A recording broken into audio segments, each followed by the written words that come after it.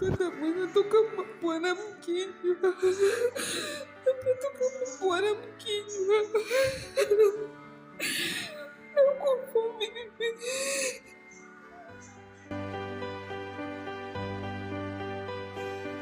Umurundikazi mubona ngaha kw'ifoto yitwa Ndayizeye Dorcas, avuka mu Kinama ca Bujumbura.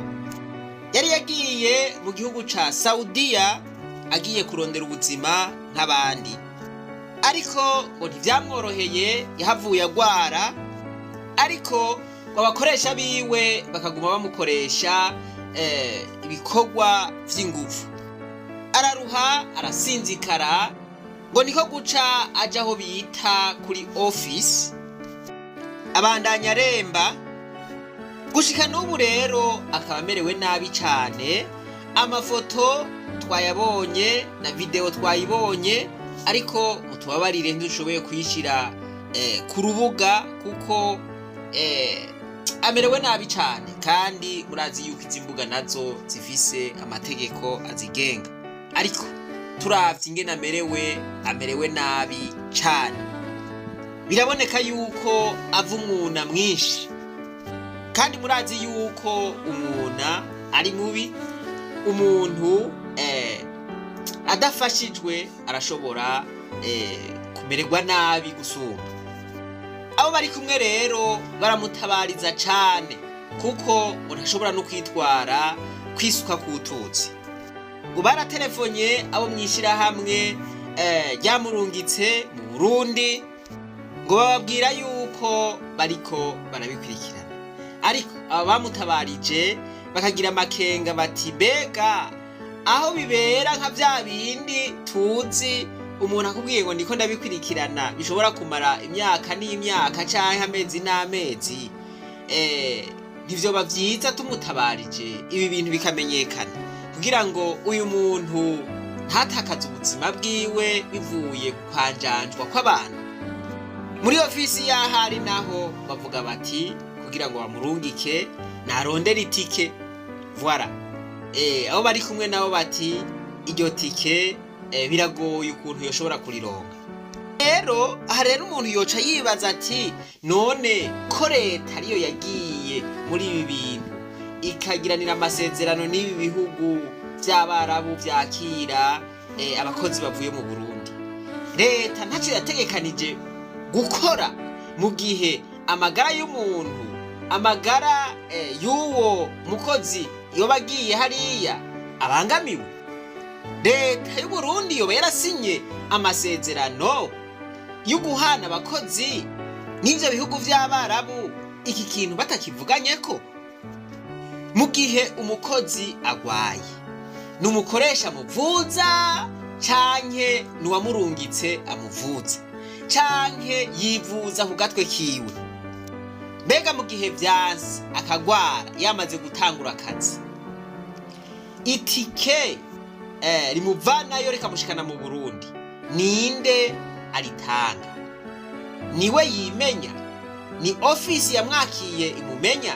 Ni ofisi yamurungitse imumenya? Murumva yuko dukeneye kumenya ibiri mu mategeko canke ibiri mu masezerano agenga ibi bintu. Ibi murumva yuko bisa na bwa butumwa wa mukobwa ari muri biriya bihugu nyene aheruka guha president. Yavuga ingorane zikomeye bariko baragirira mw'ivyo bihugu vy'Abarabu bivuye ku gusamara kw'aba barungika, eka mbere kumbure no gusamara kwa leta mu buryo bumwe canke ubundi. Kugira aba bantu bisinye kuba abavugizi baba bakozi baza kurondera ubuzima, iyo umuntu atabaje bakabimenya nibareke kumutuka bamusiba bamuvuma, nibabanze bashike kuri tere bagirene. Bariko barabatuka babatuka batashitse kuri tere ngo barabe ikibazo uwo muntu afise. Umuntu yopfuma akorera amahera make akabaho neza. Nk'ubu uwo muntu maze kumenya uwagira kabiri, uwo onye batagaburira, akora akazi kenshi, kandi ibyo akora nivyo bimuhemba. Ntibamugaburira, akora ivyo bikorwa amazi, yoga amazi arimwo umunyu, afise ibyo bibazo byose. Yaratabaje aravuga, ahejeje kuvuga baramutabariza. Uwo mukoresha inyumva uwo interprete abavugira yumva urwo rurimi rw'ikirundi kugira agire, aramutuka aramuvuma, avuga ngo ni kijuju, ngo ni gifu, ngo ni biki. None yemere gupfa kandi abona ubuzima butameze neza, bopfuma bamugurira indya mu mahera yiwe. Umushahara umukozi aba yandikiwe akorera ntawuryamwa, ntawuguramwo amayinite.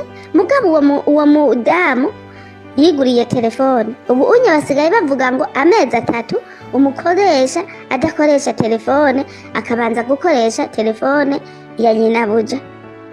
Muri make abantu barungikwa mu bihugu vy'Abarabu barafatwa nabi cane.